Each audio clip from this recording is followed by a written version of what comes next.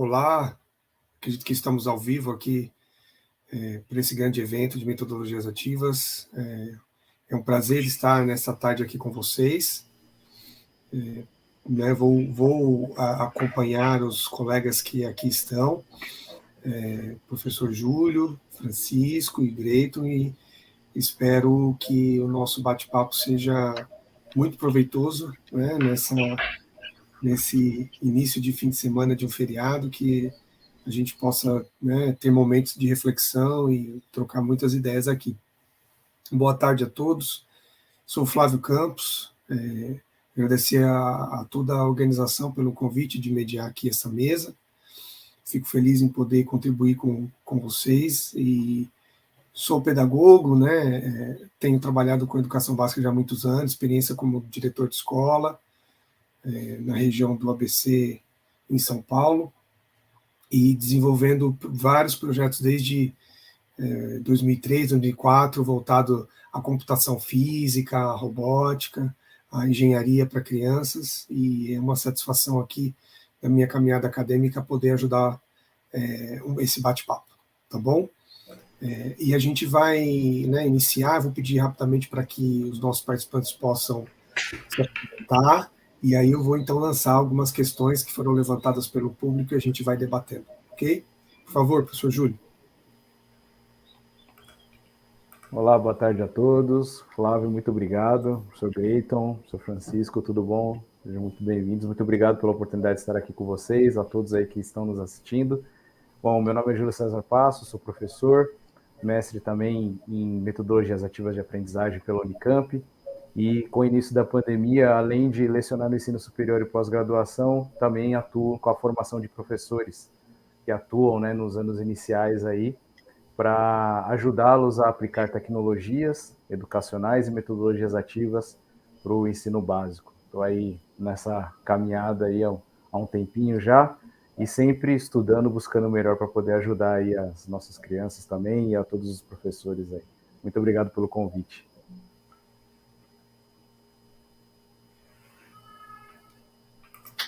Vamos lá, Francisco? Olá, pessoal. Boa tarde a todos e a todas. Mais uma vez, obrigado por me convite para participar dessa conversa. Muito interessante. Eu sou professor aqui do Instituto Federal da Paraíba, Campo de João Pessoa. Sou da área de engenharia, elétrica, eletrônica, e atuo já há 30 anos na educação profissional, cursos técnicos, né, e aqui no Instituto. Então, recentemente, né, 10 anos atrás, eu comecei a trabalhar com tecnologias sociais, e tenho interesse, então, no desenvolvimento de tecnologias sociais, inclusive pequenos protótipos, pequenos maquetes e experimentos que possam ajudar com a educação básica. Então, foi esse o tema que eu abordei aí nesse encontro. Então, vamos em frente. Obrigado, Francisco. O pessoal pediu só depois você puxar um pouquinho o microfone mais perto aí para te ouvir melhor, tá bom? Vamos lá, professor Greiton. Olá, pessoal, tudo bem? Um privilégio estar aqui com todos vocês. Eu sou o Greiton, sou professor da Escola Pública Brasileira. É sempre uma honra, um grande privilégio poder falar com todos vocês. Espero que nós possamos, nesse dia, compartilhar boas ideias, inspirar a tantos e, de fato, conseguir chegar até a ponta para que o nosso trabalho, a nossa voz se unifique em um propósito de inspirar, né, através das nossas ideias, embora simples, mas com grande potencial social, científico e tecnológico. Eu, como professor de educação básica, também formador de professores do ensino superior também, tenho muito orgulho da nossa educação, das atividades que vão ser mobilizadas colaborativamente. Muito obrigado pela oportunidade e coloco-me à inteira disposição para quaisquer dúvidas que vierem a surgir. Muito obrigado pela oportunidade. Vamos juntos. Obrigado, professor Greiton. Obrigado, pessoal. E eu queria iniciar essa nossa conversa com uma primeira pergunta, né, que foi feita pelos participantes aqui, da Lohane, falando quais foram os principais desafios que permearam o desenvolvimento dos projetos de vocês. Acho que é um bom começo para a gente começar a debater mesmo essa questão. Então, o que vocês entendem como principais desafios dos projetos de vocês? Vamos começar nessa rodada como a gente foi, com o Júlio? Depois a gente vai seguindo e a gente inverte, tá bom? Tá ok. Bom, vamos lá. Bom, o desafio são milhares, né? Acho que é só a missão de estar à frente, né, dos alunos já é um desafio, né, também, porque você entender toda aquela atmosfera, né, de diferentes mentes ali em sala de aula, isso já por si só já é um senhor desafio.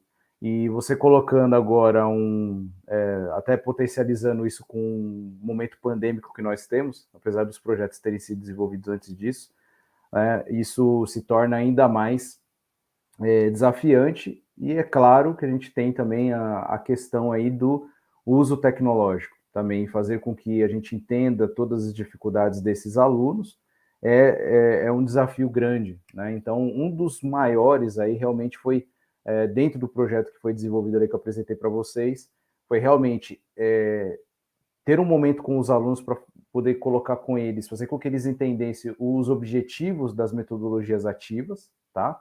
E tendo como base a tecnologia, para que eles pudessem operacionalizar os projetos deles, né? Fazer com que eles entendessem a questão deles serem mais protagonistas, serem mais ativos no processo. Isso foi um dos grandes desafios que eu tive ali com aquelas turmas também, e outras turmas que eu ministro também, né, utilizando essas metodologias. Então, e isso até, na verdade, fica aí como uma dica também, né, que é fazer com que o aluno entenda o porquê aquele processo é daquela forma, aquela metodologia é daquela forma, né? Então, o início é sempre muito desafiante, tá? Então, um dos maiores desafios que eu tive foi realmente fazer com que os alunos entendessem essas metodologias para que eles pudessem tirar melhor proveito como resultado final. Obrigado, professor. Olá, Francisco. Eu vou falar. Está melhor? O áudio está melhor? Está um pouquinho melhor, sim. Ok. Eu destacaria dois aspectos. Um relacionado com o currículo. Eu acredito que essas atividades maker, quando a gente está falando de atividades, no caso que eu citei, as atividades maker, elas precisam estar dentro de um currículo bem mais estruturado. Então, a construção do currículo para que ele suporte essas atividades é muito importante. A participação dos professores, o trabalho de construção prévia do currículo para que essas atividades possam estar bem concatenadas com os objetivos do currículo. E uma outra questão é a questão do maker pelo maker, fazer e funcionar.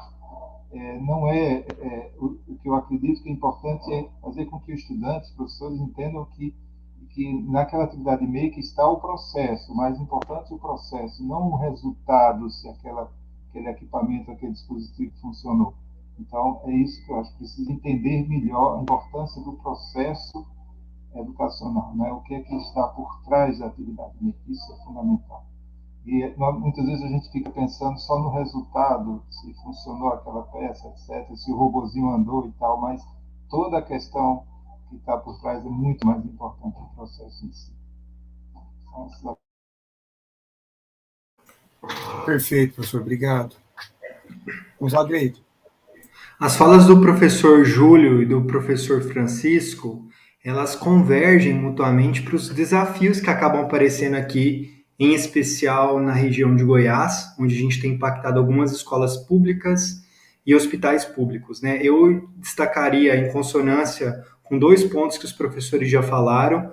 O primeiro deles, talvez crucial, que abarca a questão do currículo, a questão pedagógica, é uma questão substancial que às vezes acaba emergindo como um desafio para o próprio professor pensar em novas propostas, em novas alternativas, que não, de certa forma, se limite à pedagogia do treinamento. É muito pelo contrário, né, de propor ideias, né, que o aluno assuma essa posição de protagonista, né, que não receba tudo mastigado para ser reproduzido, é um ponto muito importante que se mostra como desafio, até mesmo para o professor, de acordo com a sua própria formação no ensino superior.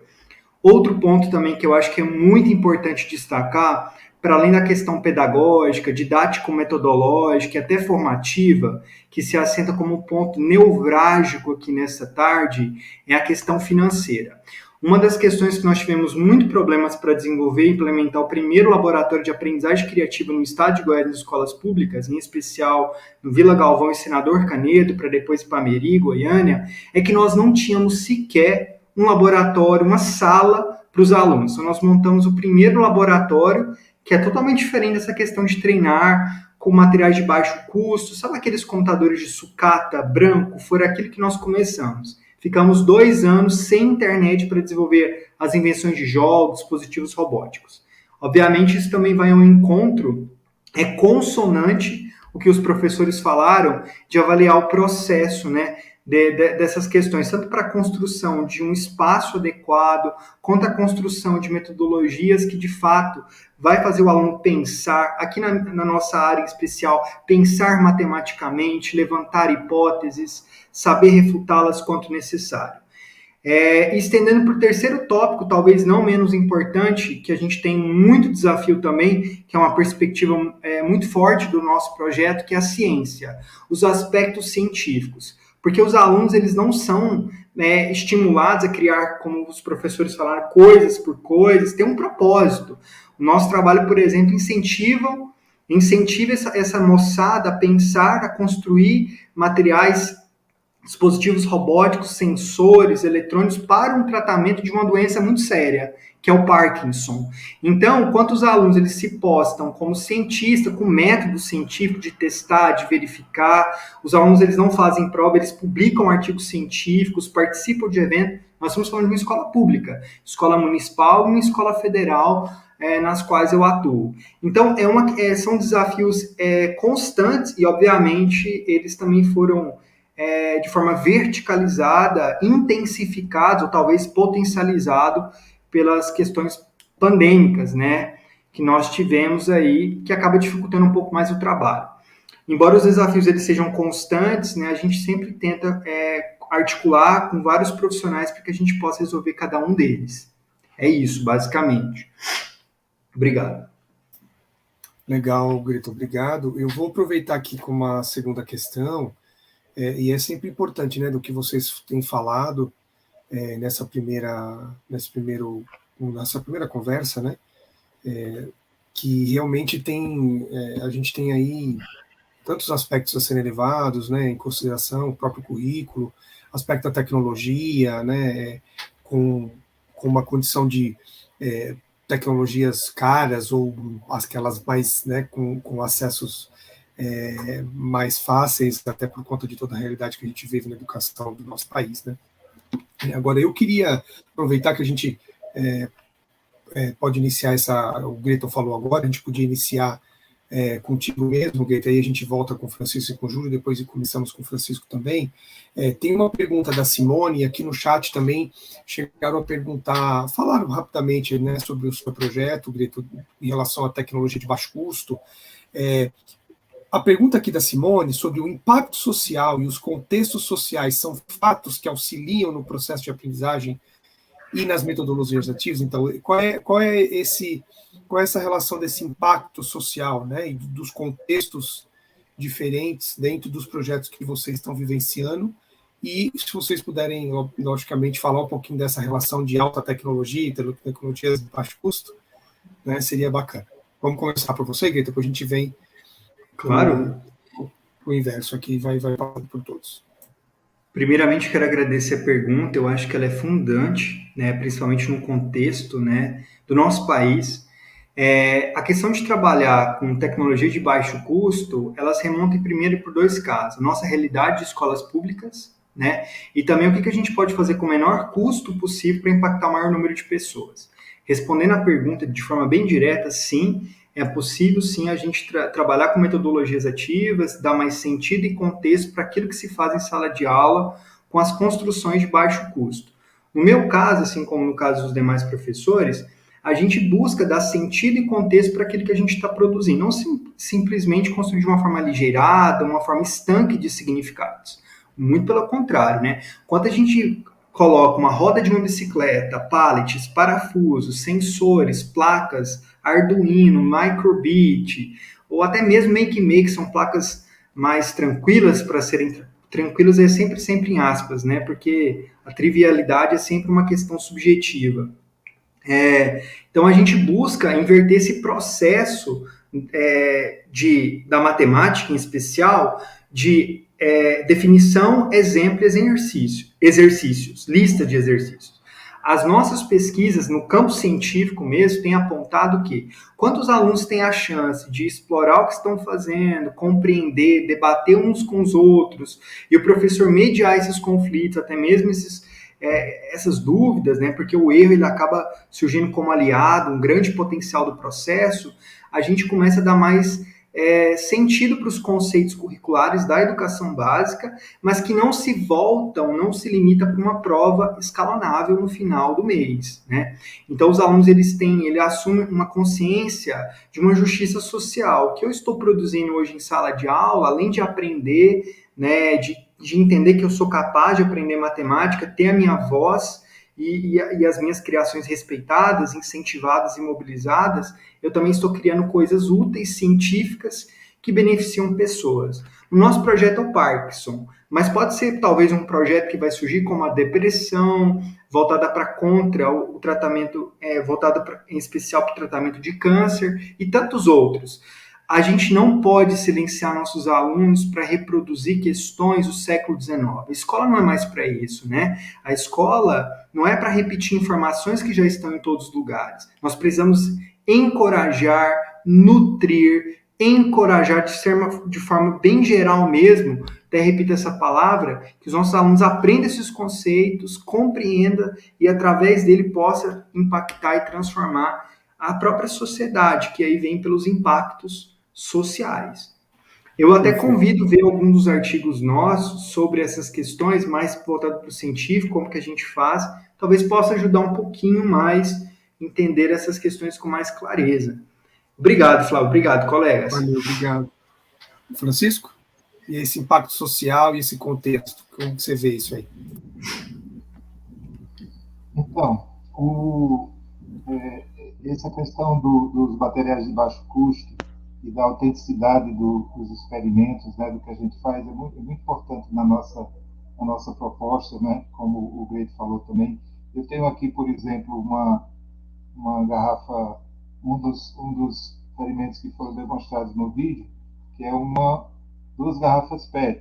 Só que com isso a gente consegue construir um dessalinizador de água, não é? Um evaporador e condensador, ou seja, o princípio aqui você consegue interrelacionar, né, o dia a dia do estudante, principalmente, né, aqui na nossa região do semiárido, estudantes que têm problema de água, né, críticos, né, em casa, na própria escola e tudo mais.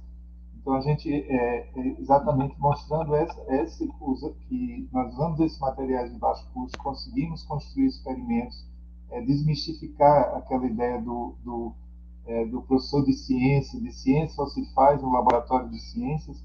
Inclusive a gente tem menos de 5%, 5 a 10% das escolas públicas do Brasil que possuem laboratórios de ciência, e mesmo muitos deles fechados, né?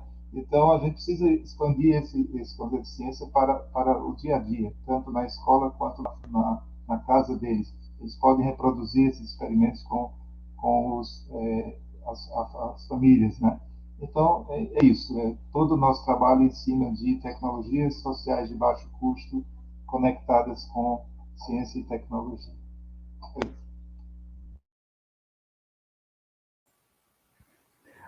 Bom, nossa, muito bacana, né, esses relatos também do professor Greito, do professor Francisco, e que realmente vem até agregar um pouco no que a gente vivenciou aqui também, né, com os nossos alunos aqui da instituição onde eu atuo.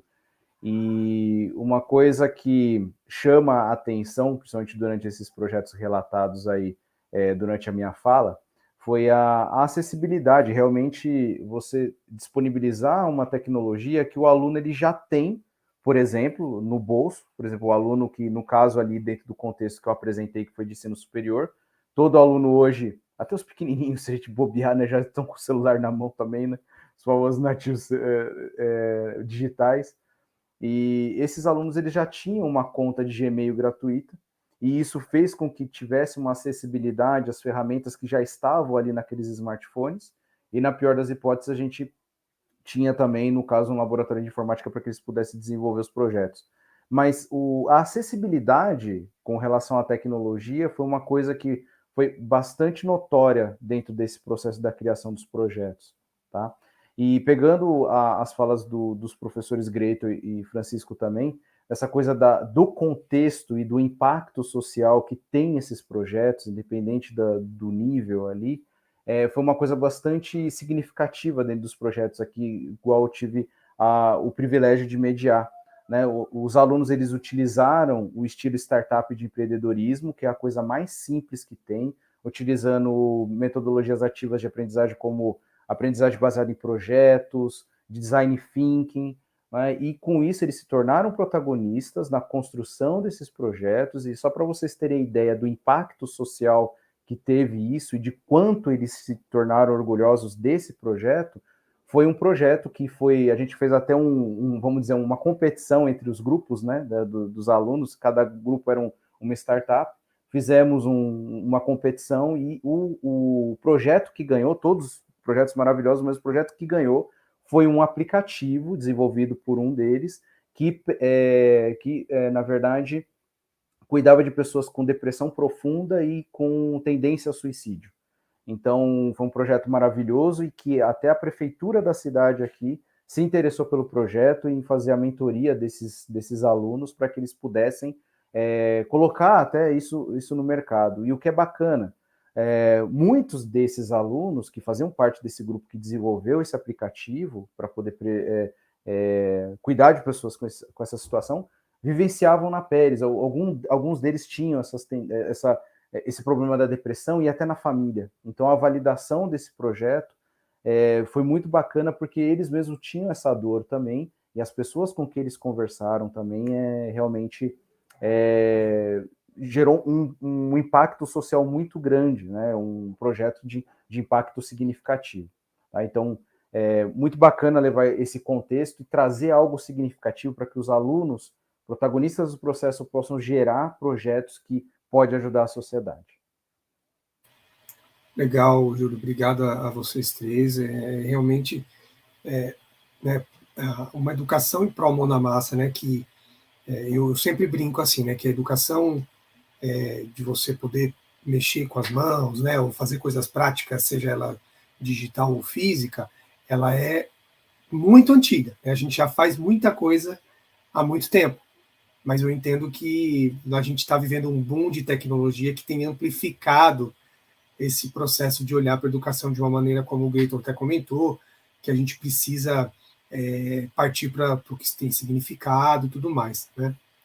E ainda aqui para a nossa conversa, eu queria trazer uma outra pergunta, a gente pode começar com o Francisco agora,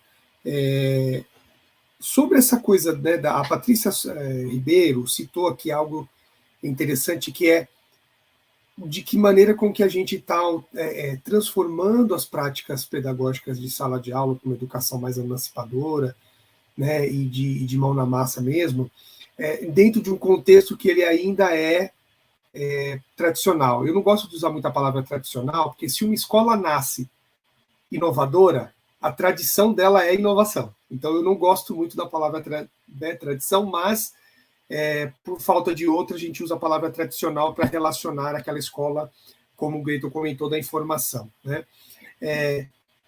Como que vocês veem essa questão de transformar uma educação, mesmo que dentro de um espaço que muitas vezes ainda é tradicional, ainda é fechado, ainda não abre tanto, né, para os docentes, planejamento, que coisas que a gente pode, como que a gente pode caminhar para trazer a inovação e a transformação da realidade da sala de aula dentro de um contexto ainda tradicional?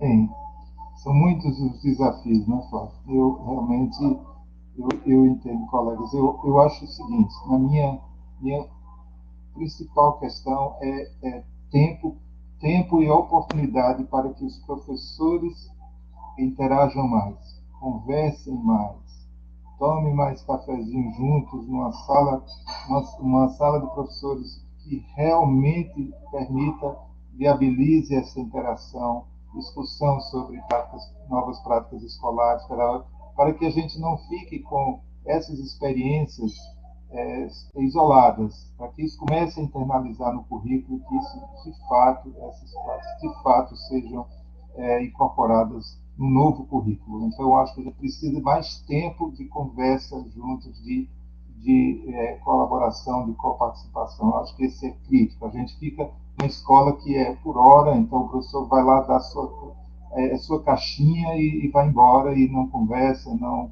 conhece o que o colega está fazendo. Então, eu acho fundamental essa interação, essa maior interação. Legal. Vamos lá, Júlio? Bom, complementando aí, concordo plenamente com o que o professor Francisco colocou, essa troca é muito importante. Tem uma frase que uma colega professora fala que é o seguinte, né, que a gente, dentro da sala de aula, cada um é aquela caixinha de ovos, né, que cada um está dentro da sua caixinha, e às vezes ali do lado, o colega ali do lado, na sala do lado, está fazendo uma coisa que é inovadora, que é bacana, que poderia estar sendo compartilhado, para trabalhar até integrado, né, que poderia melhorar muito essa questão, né, da inovação, de trazer algo novo. E quando a gente fala de inovação, né, o pessoal já liga muito com tecnologia, muito com aquele negócio de realidade aumentada, e não tem nada a ver, gente. Inovação parte da forma como você usa, ou vou pegar aqui um gancho de uma ferramenta bem antiga que a gente já utiliza há muito tempo, o Microsoft Word, por exemplo. Se você pegar um Microsoft Word, que é antigo, dos anos 90, e colocar de uma maneira que o aluno possa ser mais protagonista, possa ser mais ativo no processo, isso já é inovação. Não precisa ter nada de óculos, de realidade aumentada, não é nada disso. Acho que a forma como você faz diferente em sala de aula e que torna aquela aula ali, ao final, do aluno falar assim, nossa, professora, sua aula é show de bola, isso já é uma inovação, tá? Isso já está causando impacto. Tá? Então, das coisas mais simples do mundo, pensa uma coisa mais simples que você tenha, de material alternativo que a gente está falando aqui, projetos maravilhosos aí do professor Greito, do professor Francisco, né? Você trazer alguma coisa do realidade do aluno e, principalmente, também falo de uma outra colega professora também, ouça mais o seu aluno, para saber o contexto dele, o que será que ele gostaria de aprender relacionado à minha disciplina de matemática, por exemplo, ou de física, ou de biologia. O que será que ele entende? Qual que é o conhecimento prévio dele a respeito desses conteúdos? E vocês vão se surpreender, pessoal, com o que vocês vão ouvir dos alunos e quanta coisa que você consegue utilizar, trazer ele protagonista dentro do processo que ele vivencia, e vocês vão ver os olhos brilhar aí com tantos projetos maravilhosos que eles vão criar dentro do contexto deles. Então, assim, dica que eu dou, ouça mais os alunos, trabalhe integrados com os professores, como falou o professor Francisco, e não precisa ser nada extremamente avançado, pessoal. Faça o feijão com arroz, mas de uma maneira diferente você vai ver que vai ter resultados muito melhores, tá bom? Obrigado, Júlio. Vamos lá, Grito. Essa pergunta, ela é um pouco auspiciosa, interessante, e ela me faz lembrar de um diálogo intermitente que teve entre Paulo Freire e juntamente com Samuel Papert. Samuel Papert é um educador matemático, né, sul-africano, enfim, que desenvolveu as primeiras linguagens computacional Logo, enfim, que tem a sucessora como Scratch hoje, trabalhou no MIT, no Lifelong Kindergarten. E Paulo Freire, nesse diálogo, ele falava bem assim: a nossa ideia não é acabar com a escola, mas é colocá-la à altura de seu tempo. Então, essa prerrogativa, ela vem diretamente a um convite para nós, né? Não existe bala de prata, né? Não existe mudanças substanciais de um dia para a noite. Isso não vai acontecer, né? O que existe, na verdade, são pequenas iniciativas que estão surgindo em diferentes lugares que podem, não como fórmula, não como receita, serem aplicadas e inspiradas em diferentes realidades, né? Assim como não dá para pegar um sistema finlandês e colocar no Brasil que isso vai dar certo, mesmo com bons resultados que ali existem. Quando a gente fala de tradicionalismo, né, Flávio, a gente fica um pouco preocupado, porque, como você falou mesmo, o tradicional é o professor lá no centro e o aluno só recebendo como uma tábua rasa, né? Uma perspectiva dessa. o que a gente pensa sobre essa inovação, né, como os professores Júlio e o Francisco também falaram, a questão, muitas vezes, dessas questões não está necessariamente no que se tem, mas como se faz uso, né? Por exemplo, a gente pode usar uma baixa tecnologia, como a gente falou aqui na nossa roda conversa, e mudar realidades. Impactar, por exemplo, o tratamento de uma doença, a questão como, por exemplo, a depressão. Então, muitas vezes, a gente não precisa ter projetos megalomaníacos. Não precisa, às vezes, ideias simples, mas que tragam impacto, que valorizam aquela realidade e que também façam outras questões acadêmicas se mostrarem verdadeiras, se mostrarem consonantes o que eles estão vendo, né? Não é uma coisa, pega uma equação de segundo grau e vamos achar o X da questão, né? A gente precisa entender que não dá mais para pegar o século XIX, embora a gente tenha muitos elementos dele aqui presente. Para finalizar, eu acho assim, é importante também reforçar que um quadro GIS pode ser uma tecnologia em potencial, até mais quando você usa um robô em sala de aula, né? Tem professores fazendo trabalhos excepcionais, com a formação que a gente pode falar fora da curva, um pontinho fora da curva, que tem um significado não só para aqueles alunos, mas também para outros professores que acabam vendo esse processo. O que não dá mais é para repetir o sistema fordista na educação atualmente, fazer com que os alunos reproduzam sem ter significado, que façam uma questão massiva da repetição, né? Então, é justamente essas questões que eu vejo que nós podemos pensar em inovação, né? Não como algo surreal, né? Mas como algo que vá trazer significado e contexto para esse tempo, para aquele local e para a dinamicidade que a escola exige hoje. Quando eu falo dinamicidade, é importante dizer que a nossa escola, o nosso currículo, a nossa formação não pode se limitar aos testes padronizados. Porque não dá para colocar criatividade, não dá para colocar emancipação intelectual, não dá para colocar invenção científica dentro de uma prova. Nós precisamos pensar a escola muito mais do que falar, aumentou 5 pontos percentuais no gráfico, isso é uma boa educação. Não é. Isso é inovação. Não é. Nós precisamos pensar muito mais do que esses elementos como eles estão colocados. Ouvir o professor, ouvir o que os grupos de pesquisa das universidades estão propondo, ouvir os alunos, ouvir a comunidade. Aí sim nós vamos ter caminhos possíveis, não perfeitos, não adequados ou ideais para uma mudança, mesmo que mínima, na educação básica no nosso país. Perfeito. Não, é bem isso mesmo. Eu agradeço aí a fala de vocês. Eu acho que está contribuindo demais aqui para o evento, né, para a prática, né, demonstrando o quanto vocês têm de experiência no dia a dia, que demonstra, né, a transformação da educação do nosso país nas diferentes realidades nesse Brasil imenso que a gente tem, né? O nosso tempo passou muito rápido, né? Eu imagino que todos estarão e continuarão no evento. Nós temos oficinas. Eu queria agradecer imensamente a participação de vocês três, do Júlio, do Greito e do Francisco, e que realmente, né, compilando um pouquinho, vocês trouxeram muito essa coisa da autonomia, não só do aluno, mas do docente, de buscar inovação, né, de poder não nivelar por baixo, porque eu acho que a gente também não pode ficar só em tecnologias de baixo custo, mas que ela precisa também estar ali a favor de uma educação de qualidade, porque ela também ajuda, né, nas diferentes realidades, mas que a gente precisa de práticas mão na massa verdadeiras, e como o Francisco falou em uma das falas dele, não é apenas fazer pelo fazer, né? A gente precisa ter contexto, currículo, processos de científicos, né, em que se explique a ciência daquilo que eu fiz, ou que eu construí, né?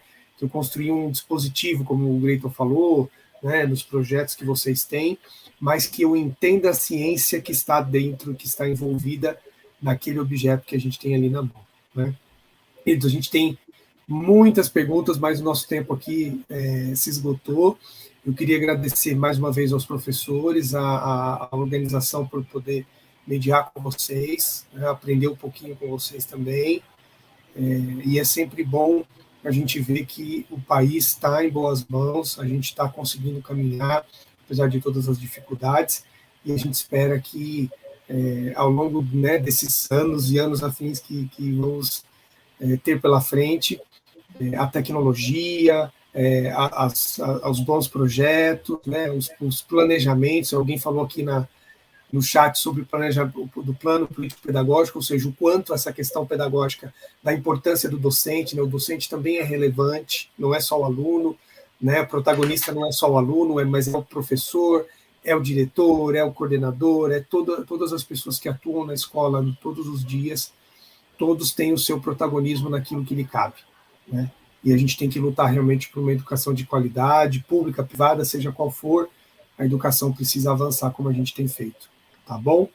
Muito obrigado a todos, a vocês três mais uma vez, que a gente possa aí se encontrar nas caminhadas, né, como a gente comentou aqui, e espero revê-los em breve.